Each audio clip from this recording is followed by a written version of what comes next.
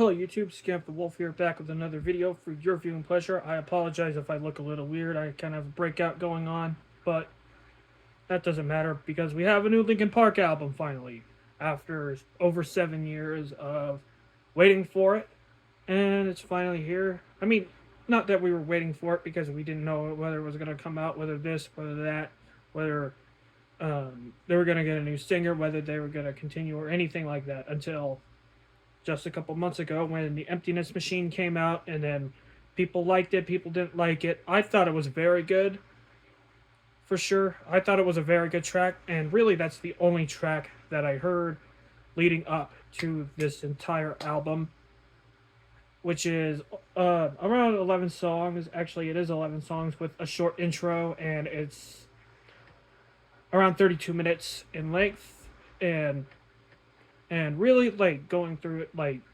this entire album from front to back, there is a lot of like different sounds that you would hear on this album, whether that be the more nu metal side, the more like kind of pop twinge side.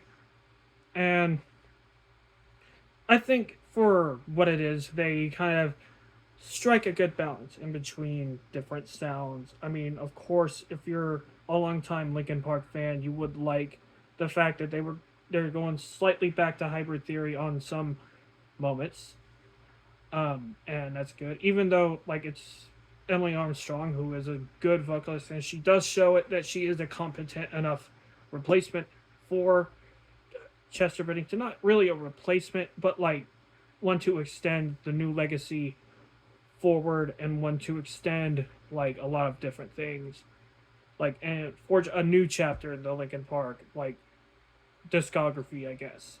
Like, which is something I'm not gonna like sit here and like compare this to other albums or anything like that, because like because of what I just said, because this is a new legacy for them, and this is just a new like start, basically, like what I just said. And on that level, like this album's very appreciative for sure. Definitely a solid enough addition to their discography for that. And yeah, there's a lot of good choice highlights that I have like on here, like judging by the check marks that I have like on the songs, or the songs I added to my best 2024 playlist. Here, of course, like who can forget the singles Emptiness Machine, Heavy as a Crown, and Over Each Other, of course. Um, like it is a very strong like first half of the album as well. Um, with like the Heavy as the Crown being like meteor twinged kind of with like what it's trying to do and stuff, and it's a good throwback, I think. And I think Emily Armstrong succeeds on the vocals and stuff with that. And Over Each Other like is where like Mike Shinoda like is not really involved with this track whatsoever. Lets Emily Armstrong kind of just go do her thing on the vocals, and it's good. It's very good. It kind of works as a radio rock track somewhat. And then we get to tracks like Two Faced and Stained, and like those tracks are very solid. Two Faced, of course, like is one that harkens back to Hybrid Theory, and I think it works like with the lyrically, with everything lyrically that goes on with it. Like it's kind of nice to see that, and even though it kind of does feel a bit derivative, it's still not a bad form of derivative, if you know what I mean. And then, of course, Casualty, which was a real heavy track.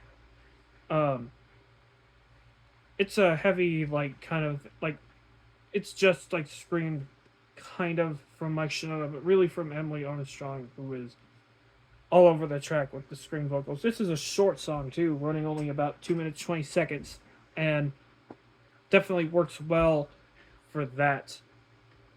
I would say probably one of the highlights on this album, along with a lot of the single work on here and Two Faced as well.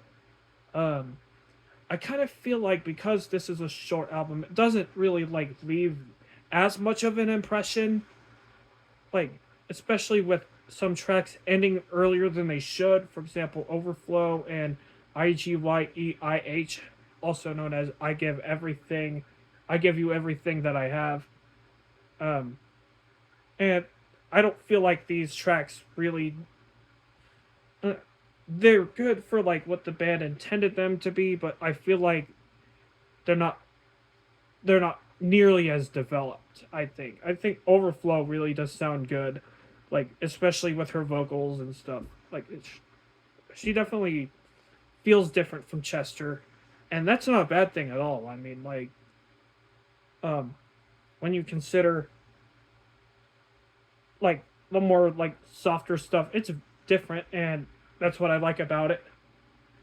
But I feel like it kind of ends a little too early. Same thing with the other track that I give you everything I have, which is abbreviated for some reason. And then Good Things Go like is solid enough closer. But yeah, I think this is a pretty fine album. I mean, like I know I kind of did make comparisons sound wise to what like you can expect, but this is like a smorgasbord of everything. Really, if you consider like listening to the entire thing, like and like finding similarities between different albums, and it's something that's definitely noteworthy. But like I'm not in quality, at least I'm not gonna like necessarily compare this because this is a different chapter. Obviously, this is meant to be a different chapter. Like the Chester Bennington era stuff, like that's all good and stuff like that. Like as its own thing. This is like the new era for that. And as a starting point, I feel like it's very good. I really think that like going forward it might get better. This is a good introduction with a lot of like reintroduction comebacks and a lot of stuff like that. I feel like it's a good introductory phase to this new lineup, which also includes a new drummer as well. Um, but I feel like they can do more. I feel like when we get to like album number 2 with this lineup or album number 3, they'll try to like really hone in their sound, like what they have here. Try to find like a different identity, I guess, and then just work from there. If you remember, like Hybrid Theory, like a lot of people love Hybrid Theory, but then Meteora um, is the album that people will usually say that they like more. Like a lot of people say Meteora, like at least the reviewers that I've seen really give it to Meteora because of how it expanded upon Hybrid Theory, which was already good in its own right. And then Meteora, which is like kind of one of the best new metal albums ever and one of the most commercially successful of all time. And like it still gets praised to this day and it still gets like influence and like notoriety and like a lot of people still reference it. There's a reason why that both those albums have lasted the test of time. It's because they are really like applicable to a lot of things. And this one has that kind of like feel too. I feel like all of Linkin Park's music, whether it's their best material, whether it's their weaker material, does have some kind of like relatability to it. And this is similar to that. It's kind of wavery whether like this will be like one of their best albums or not. But I will very quickly say, like in terms of discographies and stuff, this is probably somewhere around the middle of their discography, in at least ranking wise, maybe a little bit higher. Who I haven't like really like looked at the current rankings and stuff, but like this would probably be without like comparing it to other works, like just based on overall quality, be somewhere in the middle for me. So, with that being said, overall, I am kind of feeling an 8 on this album. Like, because even though every track doesn't necessarily, like, even though, like, there's very few tracks that, like, moved me, like, completely. Like, I already did say Two Faced was really good. I think Emptiness Machine is a very good song. And Casualty is another, like, energy laden track as well. I feel like they can get better. they can certainly improve. And that's a good thing to see. And I'm glad to see this band back, and I'm glad to see Shinoda back into it, and like trying to stay relevant. It's kind of like what Dave Grohl did after Nirvana sadly ended back in the 90s, and then Foo Fighters came on. Kind of similar to that, but like with the same band.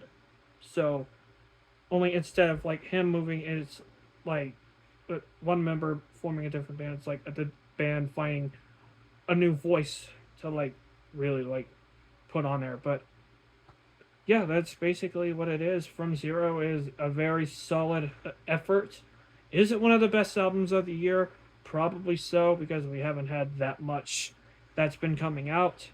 But yeah, I can't really say much that I have a problem with this album, other than it's pretty short, but that's okay. And some songs don't leave much of an impact, but again, that's fine. Um, and this is just extending the legacy. So, no, that's pretty much it. What do you think about this album? Leave your comments in this comment section down below. Of course, as always, this is Scamp the Wolf signing out. Take care, everybody, and that's it.